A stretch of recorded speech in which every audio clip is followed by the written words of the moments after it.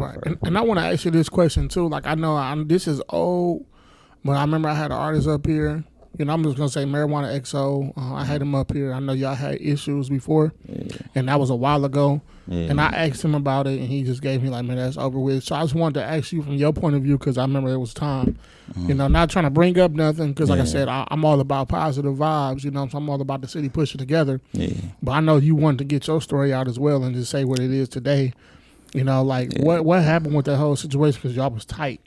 We was tight, but like we had, we had underlying issues, and it was like, how it came to light. It made it seem as though I was a new artist. He took me under his wing, brought me out, helped me up, and then I turned on him, got to talking shit about him. When really, the backstory was, we really was kids, grew up together. And then you know how parents move. You grow apart, you grow up, and then you link back in with each other, all that shit. That's really what happened.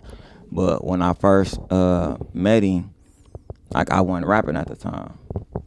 And then like I didn't really, he told me he was rapping and shit, but like I never really heard nothing until one of the bitches got in the car and asked to play a song and shit. And like that shit really irks me, because when I'm in the car I be trying to get him out. I don't want to hear your shit. So I let her play this shit, and it's like I'm getting even more mad because this bitch had put on some fire. And then I look over. It's a competitive spirit. Yeah, I mean, so I look over and I see a familiar face and shit, and I look over again. I'm like, hold on, that's my brother. You know what I mean? So then I hit him up like, what up? Call me. He called me right away. You know what I mean? And then he just told me to pull up, and we was kicking it at first. I mean, I wasn't on no shit trying to get in, because by then I had started rapping. I probably made like 10 songs or something. But then I would be outside trapping all day, then come back, do a song, put it out there, go on with my day. I ain't care about nothing else, because I was just doing it for fun. And you know what I mean? I had did a song like a year before that, and it had did good. So my brothers kept trying to convince me to rap, but I never had the time, and I didn't want to pay for the studio time. So I just spent the G's and got my own studio. So then when we linked back in, like I said, but before I even linked back in with him, like bro, and then was telling me like, bro, you should do a song with these niggas, they this and this and that. I'm like, no, I do this shit myself, because at the time I did have a big following on Facebook and shit. I ain't even have an Instagram. I had an Instagram, but I had like 1,000 followers or some shit. Right. So then when we linked in, I'm like, shit, fuck it, I'm with him. Just fuck it. So I asked the nigga how much he want, and he gave me the price. Shit. It's either I took it or leave it, so I took it. But in his words was everything we do, but that price we locked in. Everything we do from here, you know what I mean, just on the love, because we fuck with each other. So I'm like, all right, cool. So I give him what he asked for. We do a bunch of other shit, and it's like all the other shit we couldn't come on agreements with. Like it's a bunch of street shit involved with it.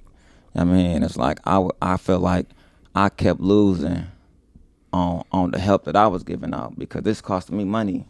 I mean, I borrow you money, borrow you this, borrow you that, trying to help you get good on the money side, because like the music was paying, but it wasn't paying like that. So it was like, all right, bro, you know what I mean, we do some other shit. I'm really in the street, so we was falling in on that shit. And then like when it came to the music, he felt like him helping me get seen on the music was, I guess, costed more than the help I was giving him. I'm like, shit, bro, you some big G's in the hole. Like, this music shit ain't worth that much to me, folks. I need mine. And then we just got to get into it about a bunch of petty shit, like I was releasing the videos on his channel, even though I paid for everything. I mean, this all my shit, releasing the shit on his channel, because shit, why wouldn't I? His channel dumping right now.